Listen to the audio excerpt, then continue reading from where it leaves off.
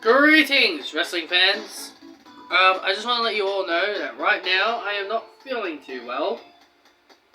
So I may just randomly sneeze, but if I ever do feel like that needs to happen, I will pause the video. And yes, I've had myself a nice clean shave. I finally had a better shave. So yeah. So, let's talk about this episode of Smackdown, the September 9th edition of Smackdown 2022. Overall, my thoughts on this episode, it was not very good. I personally did not enjoy this episode. There were a few things I didn't really like, mainly the women's stuff. But, I would only watch this episode again for one particular match. And that was the match that started off the show. It was the Brawling Brutes took on the Imperium. Imperium and the Brawling Brutes had an incredible six-man tag team match. And to see Sheamus finally as a babyface makes me very happy, because I've always wanted him to be a face again. Obviously we know Butch, or Pete Dunne, we know he's been a face before. So, and also this is the first time Ridge Holland is the first time he will be playing the role as a face, so I'm very interested to see how this turns out. But overall, this was a great six-man tag team match, and really the only exciting thing about the show, to be completely honest. I would just watch this. That's all. I'd just watch this.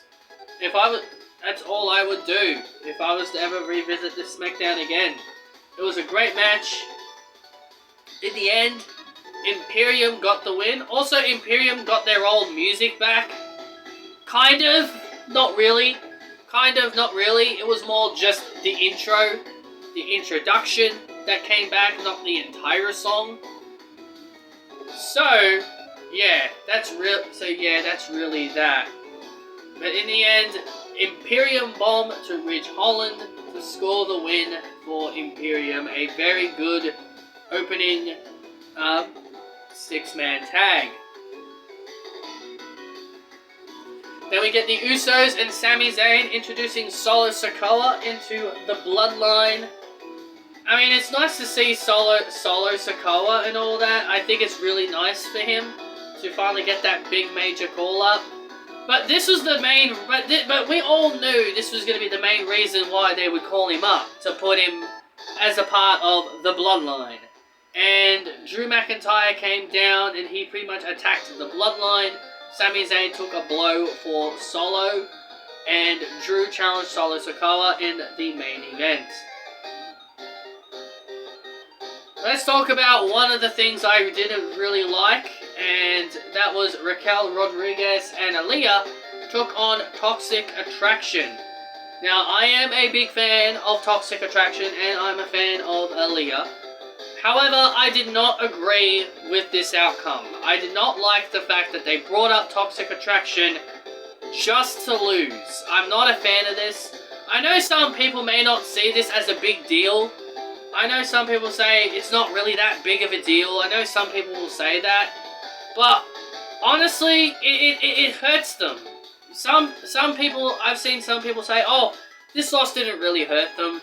I believe it did. I believe this loss really did a number on them.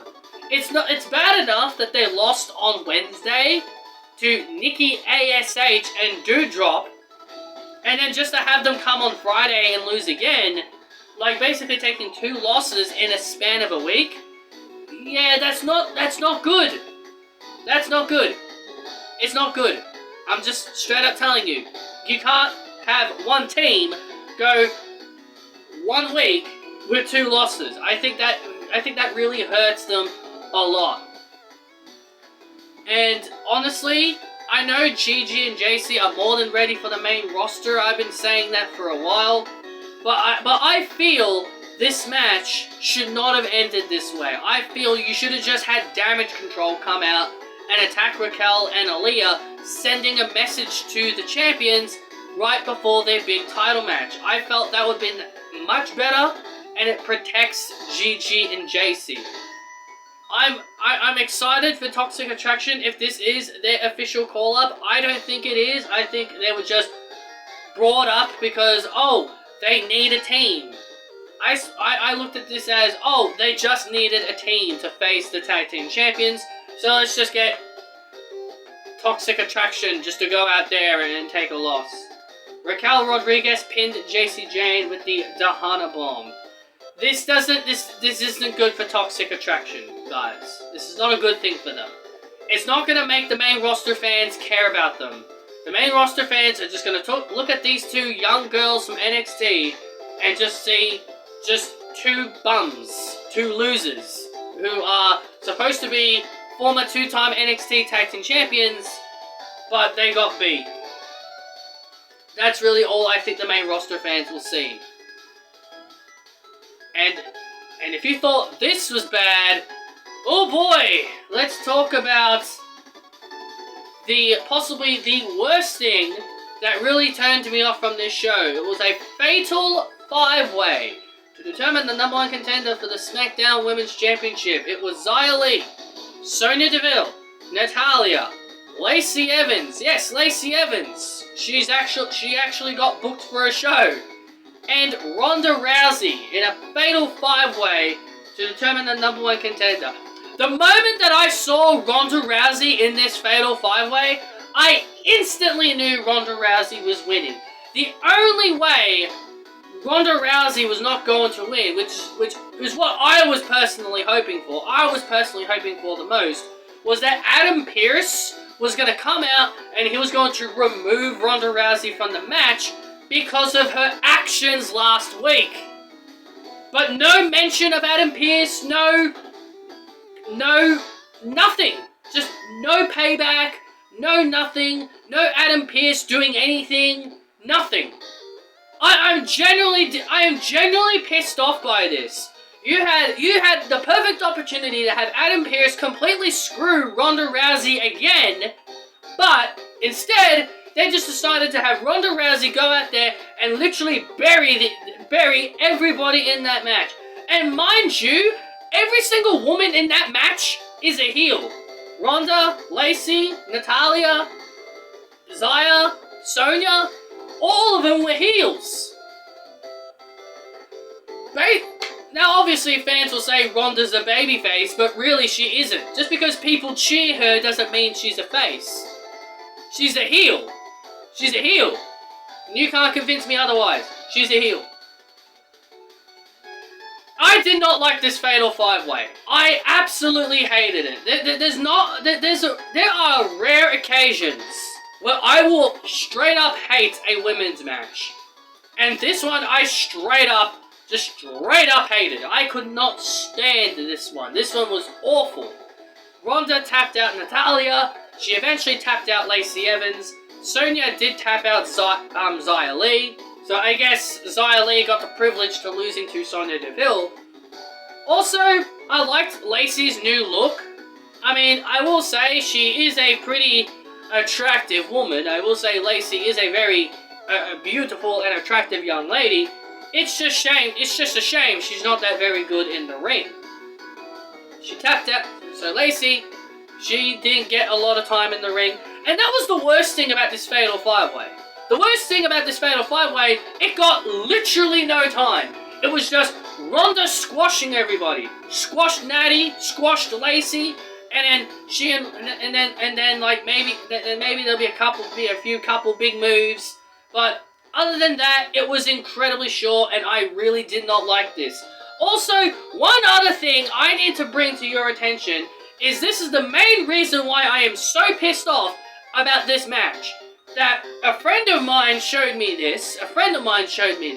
He showed me that apparently Ronda Rousey said in an interview, I don't know where he found this, but someone showed me an article where Ronda Rousey specifically said that she is happy where she is.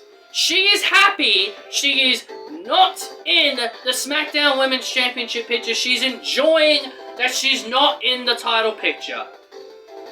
What a whole lot of horse shit, I'm gonna tell you that. If you really enjoyed not being in the title picture, why didn't you pitch to Triple H to lose? Like you supposedly did at Money in the Bank. If Ronda Rousey pitched to lose to Liv Morgan, why didn't she do it again here tonight? Why couldn't she said, oh, Sonya Deville or Lacey Evans deserve an opportunity? You know, give someone else an opportunity. Nah, bullshit. I don't buy for a single second that Ronda Rousey enjoys being out of the title picture. Ronda Rousey is literally worse than Charlotte Flair. People complain about Charlotte Flair being in the championship picture, but Ronda Rousey is 10 times, no, not 10 times, 100 times worse than Charlotte Flair. I absolutely despised this match, and I personally did not care for it. All because I knew Ronda was winning. And it's pathetic how they didn't have Adam Pearce do anything. This woman literally armbarred him last week, and he doesn't do a goddamn thing. He doesn't fine her. He doesn't suspend her. He doesn't do anything. He doesn't remove her from the match. Ridiculous! Ridiculous! Clear-cut favoritism right here. Stupid. 8-man tag team match. The Street Profits and Shit Row take on the Maximum Male Losers and Los Lotharios. I feel very bad for Los Lotharios. I wish Triple H did something with them. But the Maximum Male Jobbers, as I'm going to be calling them from now on, lose again. 0-2. They lose again. This is the second time they've wrestled, and they lose again. And Marsang looked like he was Tarzan when I saw his ring gear. Absolutely ridiculous. I did not like this match. The faces got the win. We had the Shoosh Man, Chad Gable. I was genuinely surprised and very happy to see Chad Gable. But as soon as I heard him mention the name Braun Strowman, I immediately knew what was going to happen. And what happened? He and Otis got completely annihilated by Braun Strowman. Also, Braun Strowman's got new music. And, of course, social media has a cry about it. Seriously, people did not care. Like, seriously, let me take you back to when the announcement was made that Braun Strowman was coming back. About a good 90% of the people said, oh, Braun? Really? We don't want Braun back. Many people didn't want Braun to come back. Many people didn't want Braun to come back. A lot of people found him boring. So they bring him back. Nobody cares. Sure, the WWE audiences love Braun. Before people tell me, oh, did you hear the pops that he gets in the arenas? Yeah, the people in the arenas love Braun. But majority of the people on the internet don't like Braun, and they didn't want to see him back. So WWE changes his music, and then all of a sudden everybody starts complaining about his music being changed. I thought you people didn't care about Braun Strowman. If you don't care about Braun Strowman, why are you reacting to his music being changed? Clearly, that tells me you do care about Braun Strowman. If you're complaining about his new music, then yeah, you do care about Braun Strowman. I don't care about Braun Strowman. If you don't care about Braun Strowman, you should not care about Braun Strowman. I am so sick and tired of people saying that they don't care about something, but then they ultimately start complaining when something happens. It's ridiculous.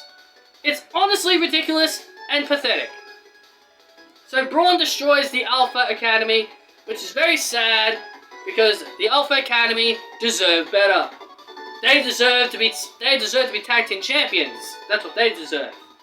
Instead of just being comedy acts that get beat up every week. You know what? Me saying that, it kind of reminds me of the Iconics. Yeah, they're actually a male version of Billy Kay and Peyton Royce. Hilarious, funny, heels, and they lose every week. Well, I think I just cracked the code. Anyway, the main event was Drew McIntyre taking on Solo Sikoa in the main event, and this match ended via no contest when Karrion Kross attacked Drew McIntyre, and yeah, that's literally all that happened. Funny how Solo Sikoa gets protected, but Toxic Attraction could not get protected. Huh, how funny is that? But anyway, that is my thoughts on this edition of SmackDown. I hope you guys enjoyed. Hit that thumbs up. Give me your thoughts and opinions down below. And I will see you all next time.